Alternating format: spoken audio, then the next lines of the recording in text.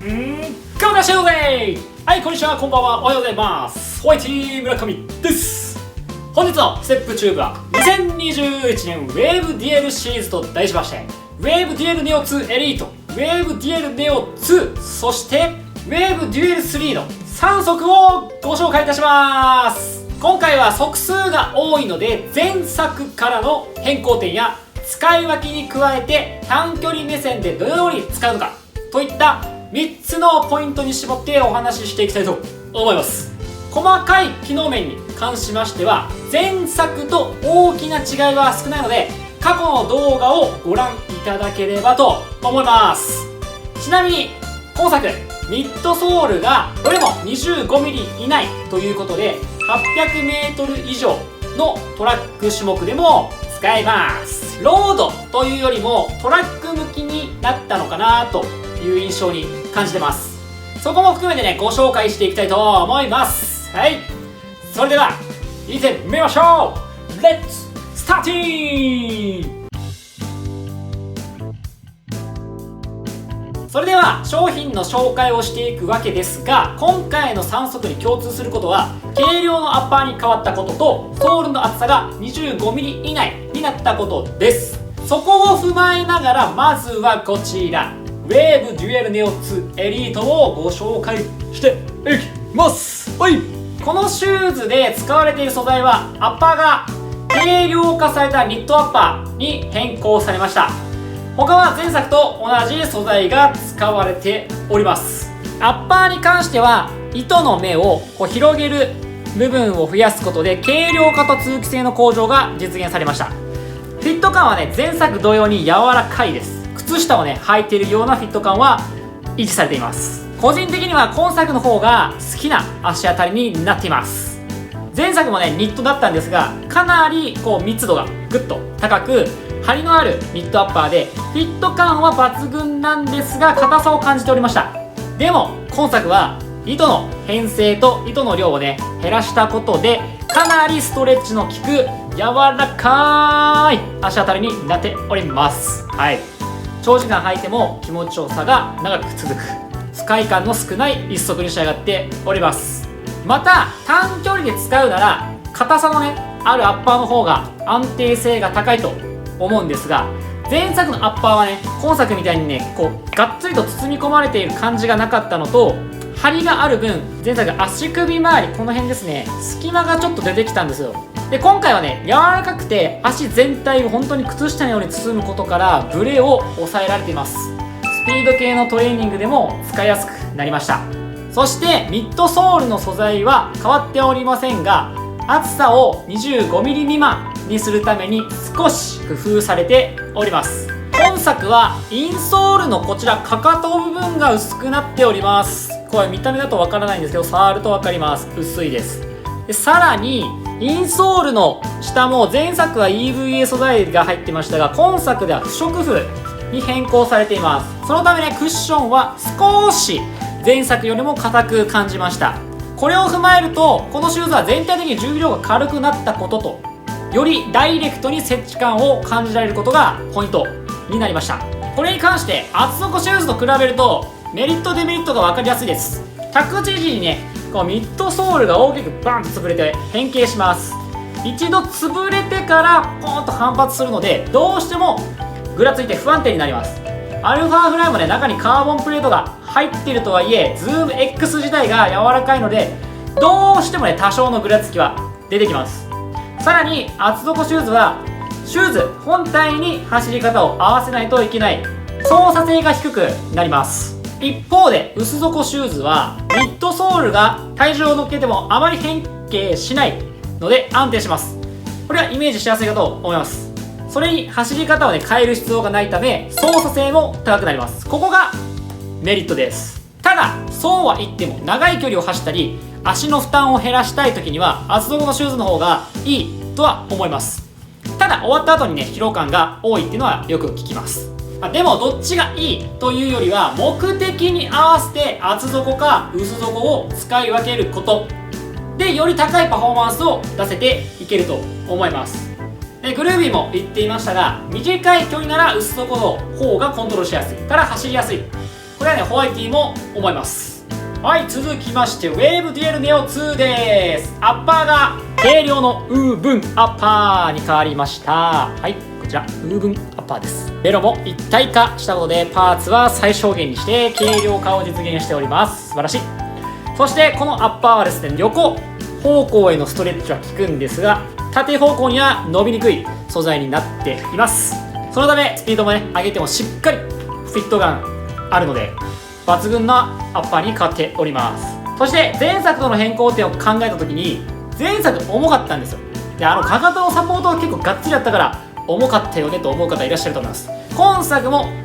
ヒールカウンターが入っておりますが軽くなってます。アッパーのねこの軽量技術がすごいことになっております。さすが水野さんで、ミッドソールはウェーブデュエルネオ2エリートと同じものを採用しております。履いた感じではめちゃくちゃ軽くなったことでスピードが抜群に出せるようなシューズに変わっております。先ほどのウェーブデュエルネオ2エリートと比べたら個人的にはねこっちの方が好みになりました。こちらの方がねダッシュした時にアッパーのフィット感が強く足がブレる感じがとても少なかったです。もちろん好みによると思いますが、適度なフィット感が欲しい選手はウェーブデュエルネオ2エリート、ガチッとしたフィット感が欲しい選手はウェーブデュエルネオ2がおすすめです。それに軽いのでスプリンターは大変好みかと思います。はい、最後にウェーブデュエル3です。これは前作からかなり変わりましたね。アッパーはネオ2同じウーブンアッパーを採用。ミッドソールは水のエナジーライトとかかとだけここユーフォリックアウトソールに変更はございません。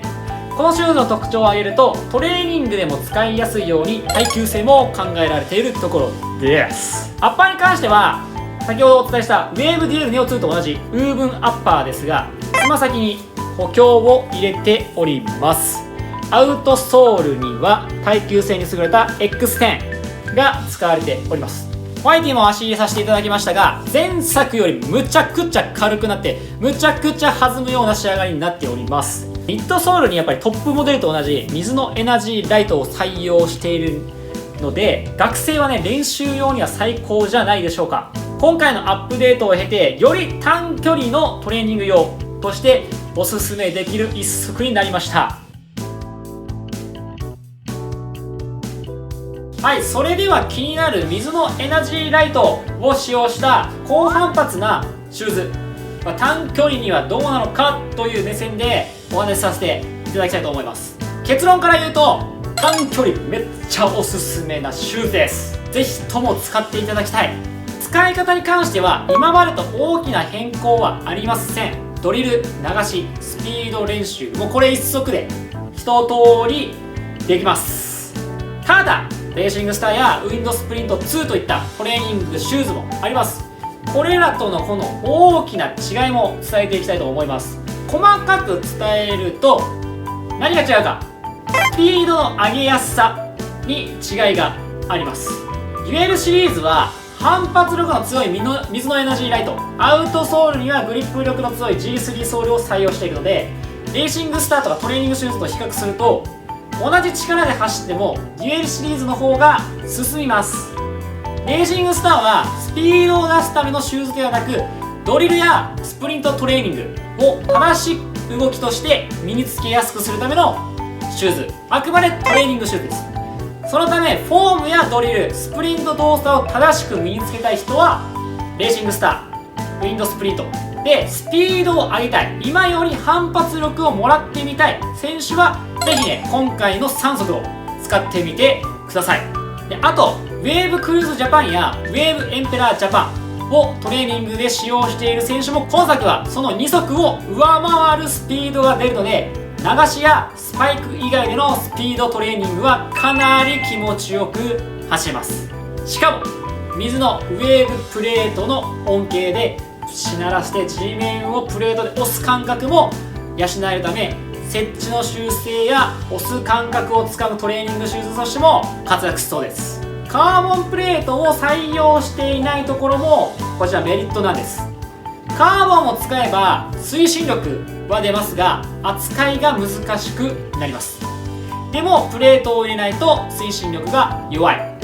その悩みを解決したのがこの高反発な水のエナジーライトとウェーブプレートの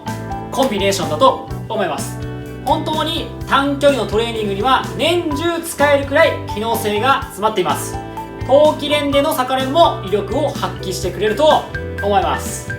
まとめると、ウェーブデュエルネオ2エリートはスピードを感じたい短距離選手や長距離選手におすすめ。ウェーブデュエルネオ2はがっちりとしたフィット感かつスピードを求めたい選手におすすめ。ウェーブデュエル3はトップモデルの素材を使用しながらもコスパを重視したい選手におすすめとなっております。サイズ感カラー展開はまずサイズ感からご紹介いたします。サイズはいつも通りのサイズで大丈夫です。前作と比べても同じサイズで問題なかったです。ただウェーブデュエルネオ2エリートのアッパーがさらに柔らかくなっているので幅が広い選手、こちらが履きやすいと思います。続いてカラー展開を紹介していきます。ウェーブデュエルネオ2エリート、ウェーブデュエルネオ2の2足はこちらのブルー一色です。そしてこちらのウェーブデュエル3は今持っているカラーに加えてこちらボン、はい、カラーバリエーションがね豊富なので好きなものを選んでテンションを上げてもらえばと思います。はい、最後までご視聴ありがとうございました。最新作のウェーブデュエルシリーズをご紹介させていただきました。本編では短距離目線でお話しさせていただきました。長距離目線ともね最後にお話しさせていただきたいと思います。試合用のスパイクがドラゴンフライヤー M5280 を着用している選手はトレーニング用としてもおすすめです。デュエルプレートのしなりが硬くないのでトレーニングでねスパイクの感覚を養うのに使いやすいと思います。さらに中高生ではスパイクを履くには脚力が足りない選手、シューズがいいなと思う選手は今回のウェーブデュエルネオ2は間違いなくおすすめです。イメージとしてはアリゼロ匠1000の反発力を強めた感じに近い仕上がりですので、アリゼロ匠1000で物足りなくなった、でもフューエルセル5280はまだ早いかなといった選手にはものすごくおすすめとなっております。ロードでは厚底シューズが目立ちますが、ここも使いどころだと思います。ハーフマラソン以上は足持ちが気になるので厚底に分があると思っています。